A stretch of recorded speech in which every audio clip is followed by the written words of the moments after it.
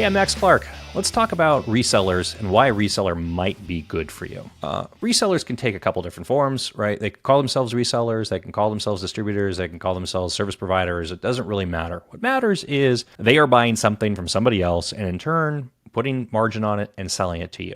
When I just say that, right, they're buying something from somebody else, putting margin on it and selling it to you, that sounds like a bad thing. Why would you want to work with a reseller? Because they're adding margin and you're going to spend more money. But that's the trick. A lot of times you're actually not. And this is why resellers and service providers can be good for you. The first thing is when a manufacturer or when an ISV, a software company, makes a product, they can sell that product direct. So this is, direct sales channel, and you can buy it from them and deal with them directly. Now, in order to get service support and discounts from that company, you have to get to scale and size with that business. Give you a basic example. If you're a 100-person company and you go buy from Salesforce, you're getting a very different price from Salesforce versus a 100,000 user company buying from Salesforce. And there is nothing that you can do to get that 100,000 seat price at your 100 seat count. It's not happening because Salesforce is a direct only model. You're dealing with Salesforce. They define their tiers. They define their support structure. They define everything. There's a lot of ISVs in the market, and I'll use, let's just say hardware manufacturers. Let's say, I won't name names, but let's say you needed a firewall and a switch and an access point and an SD-WAN service. A lot of these things have direct motion now, where they will sell to you direct. You go to their website, you can go onto a reseller, to whatever it is, you can buy and have the thing shipped to you, right? Or you can go through a reseller. And by the way, here's another secret about the whole reseller market. If it is a name brand manufacturer ISV, you need to deal with a large reseller. Okay, now large resellers come with their own complications. Part of the reason why my business exists is because we help our clients deal with these large bureaucracies of behemoth organizations, right? So, there's always this thing where it's like, oh, if you deal with a smaller service provider or reseller, you get more personalized attention, you get all these different things. What I'm going to tell you about that though is what you're missing. And what you're missing is if it's think about it this way. If the manufacturer is doing a few $1 billion a year in revenue and they've got a reseller in their market and their channel that's selling $10 million a year worth of their widget, where does that reseller sit in their priority, in their tiering and their attention and their discounts? At the extreme bottom. So you want to interact and you want to deal with resellers and service providers that are much higher in the stack because why? They get bigger discounts and flexibility and margins and marketing funds and everything else from that manufacturer. They have more attention because they're more important to the manufacturer. So if you're dealing with a reseller, I hate to break it to you, don't use a little mom and pop in your neighborhood. Go find a really big one and figure out how to work with a big one efficiently. So what we do, call us, right? We'll help you.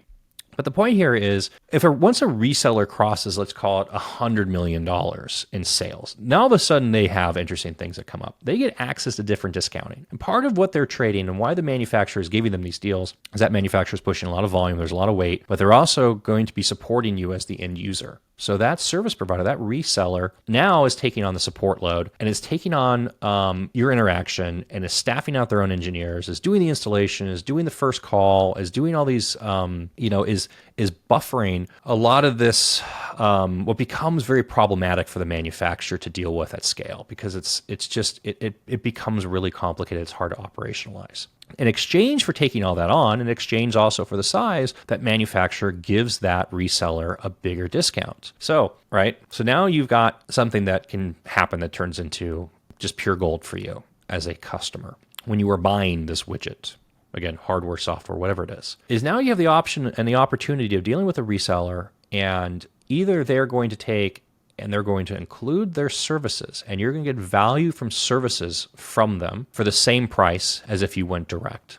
So same cost, go buy it direct and get nothing, or go through a reseller. Now the reseller's taking their margin and adding services and value to you in attention and care that you wouldn't get out of the manufacturer. So that's one place. Or the second thing that you could see is the reseller is going to pass on that discount to you, and you're going to get value and lower cost from that reseller than the manufacturer. Or maybe it's both. Maybe you get service value as well as margin value going through a reseller. And by the way, this applies to cloud services as well. Big secret. You can do this in the cloud world. It's not as efficient because the resellers don't have the same scale and leverage that they do. This is a leverage game. So we want the resellers to become bigger and bigger and bigger because then they create more leverage, and then with more leverage, that it ends up getting passed down to the customer. This is the Amazon business model, by the way, in terms of like selling product to you, right? Like the entire thing is with Amazon is just like they wanted to get really, really, really big so that way they could put more pressure on the, people building the stuff that they were putting into their distribution facilities and selling to you. So that way they could drive prices down. So that way they could give you a better price. So that way you would only shop with them ever, which would give them more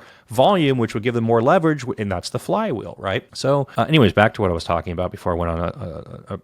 Anyways, so the trick now becomes finding and identifying the reseller, the service provider that matches the value that you actually want, right? Is this we're just looking for discounting and price efficiencies. Let's go get you one that gives you better price efficiencies and discounting. And it exists. Guarantee you, whatever you're buying, well, Salesforce doesn't exist for Salesforce. They have to have a reseller channel. They have to have an indirect channel in order to take advantage of these things and not just a direct sales channel. Most large entities do. Let's just leave it there. So maybe you're just looking for margin and you're just looking for a better price. You want better unit economics and you want to, instead of spending, $1,000 a unit, you can go and you can get it for $850 a unit. I mean, that's an example. And by the way, another big secret with these things is a lot of times the resellers can tap into market development funds or marketing development funds, which fits into a different category within that manufacturer. So in the manufacturer, there is money in that manufacturer's marketing department to give you a better deal when you're buying that thing, that they can't give it to you on a line item basis on the unit, on the widget that you're buying, but they can give it to you because it's coming out of a marketing budget to acquire you as a customer. So that's another big secret. And I've got lots and lots of examples of these things. And it's magic. I mean, tapping into MDF when you're doing any sort of projects with these things, it's just absolute magic. I'm getting excited just thinking about it. I had a tagline for a while. It's talking about like abusing balance sheets of billion-dollar businesses. And this is really what that comes into play, because there's money out there that if you know how to get into it, you can do cool things with. And by the way, the manufacturer wants you to use that money because they're desperate to acquire you as a customer. And that's why that money exists. This isn't like a bad thing. This is good. This is good for them. It's good for you. Everybody wins. It's yay. The other side of it is in services. And a lot of these manufacturers and ISVs cannot support you.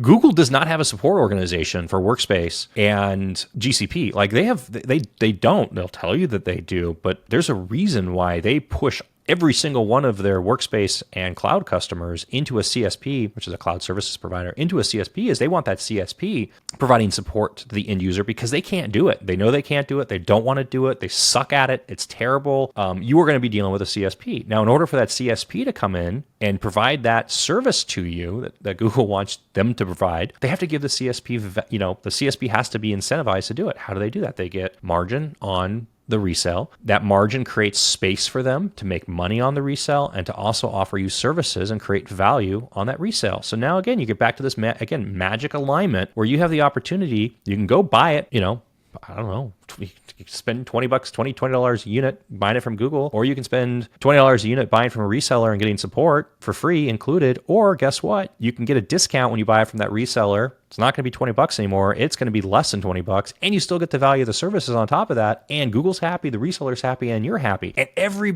this is good for everybody. So if you're in the situation where you're looking at this and somebody's telling you like, go out and use a reseller, and it's not, there's nothing shady going on here. They're not trying to pull a fast one over you. They're actually trying to do you a service, and they're trying to help you. And there's this resistance in a lot of organizations that I see of being like, oh, we want to buy direct because they think they're going to get a better deal out of it, or they think they're going to get better value, or they think they're going to get better support. And usually all three of those are no's. You're going to pay more, you're going to get less service, you're going to get less value. You don't want to do it. If the resellers exist with that manufacturer, go buy it from a reseller. If you don't know the reseller to use, call me, we'll help you. We'll help you figure out how to do this. And again, this isn't like the mom and pops in their neighborhood. You got to use the big boys. They are going to be aggravating to deal with. But that's okay, because all you just need a little, like, you need a map. You just need a map and a guide to like negotiate through navigate you through the bureaucracy. And once you have that magic map with a compass attached to it, what you can do is phenomenal. And I've seen incredible things happen when you have manufacturer, reseller, service provider, and customer alignment. And just really phenomenal outcomes for the customer, which is, and in today's economy, that is usually driven around how do we reduce our spend?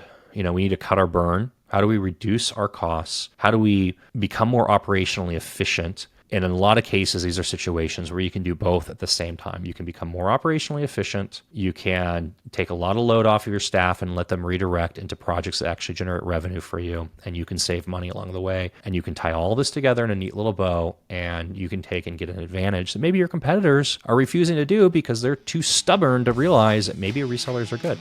I'm Max Clark. Hope it helps.